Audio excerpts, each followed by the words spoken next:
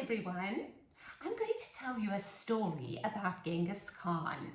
Now, this looks like a very kind, gentle grandpa to me, but although I'm sure he was very kind and gentle and sweet with his own grandchildren and children and friends and family, he was actually a ferocious warrior who had conquered many, many lands. He was the first Khan of Mongolia, and he is world famous. He was born in the 12th century. And I'm going to tell you a story about Genghis Khan and his hawk. Genghis Khan and his falcon. Some people call it a hawk, others a falcon, because I'm not quite sure which one he had, but a falcon is a raptor, the same as an eagle and a hawk. Raptors are predatory birds that have sharp beaks and sharp claws, and that's how they catch their prey. So Genghis Khan had his favorite friend with him one day when he was off from the wars. And it's a very sad story actually about what happened, and a hard lesson that he was taught, actually that he taught himself. So be ready for an interesting story, but also actually a very sad one. So let us begin. I'm going to look down quite a bit because I'm reading from my book. Okay, right, let's start. The King and His Hawk. Genghis Khan was a great king and warrior. He led his army into China and Persia, and he conquered many lands. In every country, men told about his daring deeds, and they said that since Alexander the Great, there had been no king like him. One morning, when he was home from the wars, he rode out into the woods to have a day's sport. Many of his friends were with him, and they rode out happily, carrying their bows and arrows and swords. Behind them came the servants with the hounds. Hounds are hunting dogs. It was a merry hunting party. The woods rang with their shouts and laughter. They expected to carry much game home in the evening. On the king's wrist sat his favourite hawk, for in those days hawks were trained to hunt. At a word from their masters, they would fly high up into the air and look around for prey. If they chanced to see a deer or a rabbit, they would swoop down upon it as swift as any arrow. All day long, Genghis Khan and his huntsmen rode through the woods, but they did not find as much game as they expected. Toward evening, they started for home. The king had often ridden through the woods, and he knew all the paths. So while the rest of the party took the nearest way, he went by a longer road through the forest and through a valley between mountains. So a valley is, often there's a river where you have two mountains, and then the part over here is called the valley. The king rode along slowly. He had once seen a spring of clear water near this pathway, if only he could find it now. But the hot days of summer had dried up all the mountain brooks. A brook is a stream. At last, to his joy, he saw some water trickling down over the edge of a rock. He knew that there was a spring farther up. In the wet season, a swift stream of water always poured down there, but now it only came one drop at a time.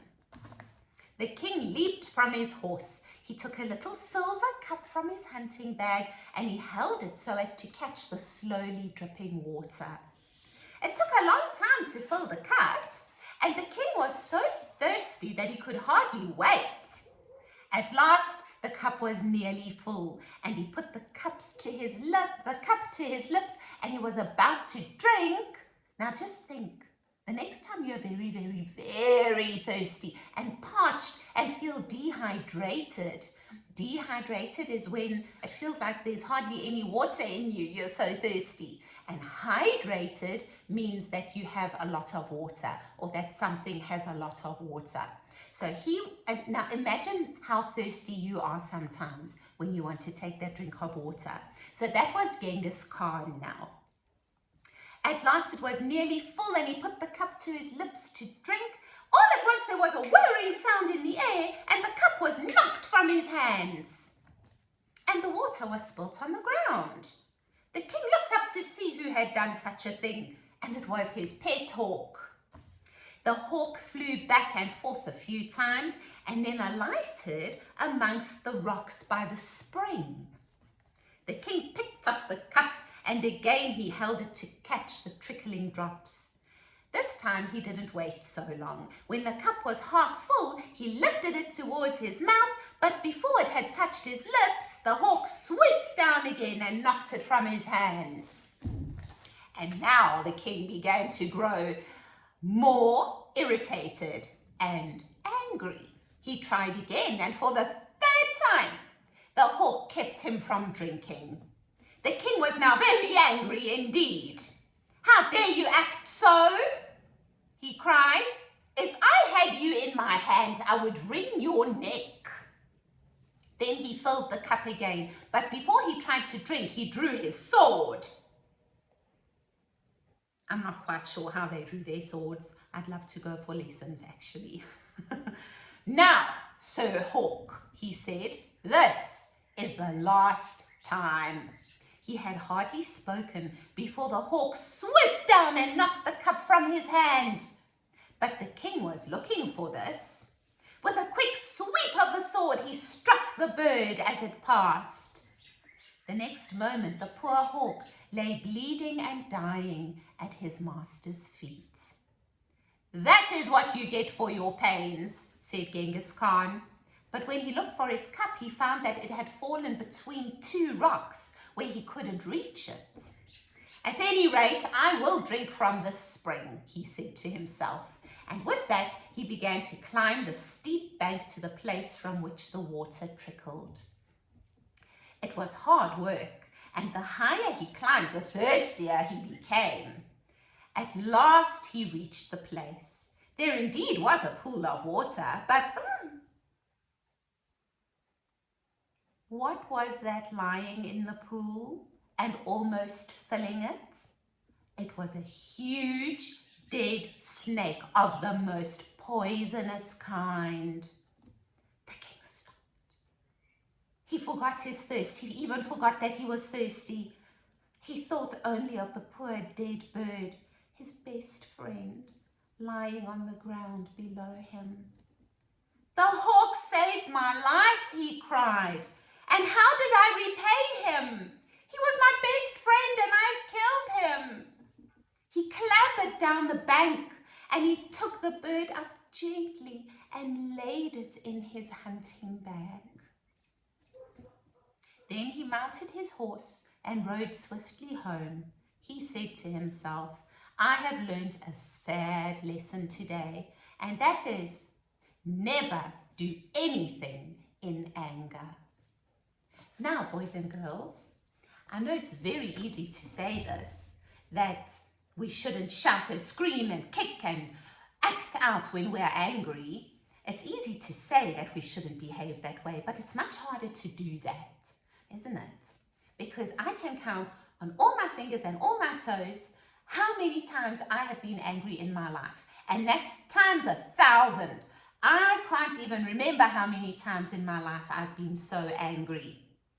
But so although it's all right and it's okay and it's normal to feel angry inside, it's not okay to act out and be aggressive and use ugly words and shout when we are angry. Let me show you something here. Right. Over here. Look at that word anger. Now, Genghis Khan learnt that this word very easily can get a capital D in front of it and become danger. And that is when we hurt other people the most, but we also hurt ourselves terribly when we get angry. Let me read this to you here. Holding on to anger is like grasping a hot coal with the intent of throwing it at someone else. You are the one who gets burnt. So we need to learn, instead of having a temper tantrum and shouting and acting out when we are angry. We need to become more powerful than that.